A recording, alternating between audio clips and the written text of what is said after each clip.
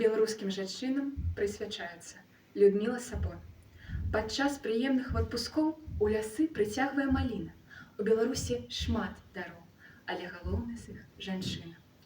Яна палёў і ніў краса, сінь васількоў і траў духмяных, яе пшанічная каса узор палотнаў палатняных і сімвал маляўных карцін, людзей вялікіх і натхнёных, і к твару сетачка маршчын ад дум і клопатаў штодзённых. Яна устойліва нясе сваю таленавітасць працы, выконвае заданні ўсе і пусціцца ад шчасця ў танцы.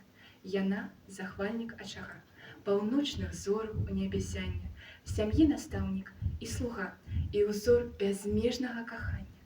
Краіны гонар і мастак, дзяцей жаданняў выканаўца, і непаўторнай ежы смак, заслуга яе чулых пальцаў. Жыццёвы сэнс і моц ядра, часцінка дзён светабудовы, грамадскі дзеяч і сястра, і перамог вянок лаўровы.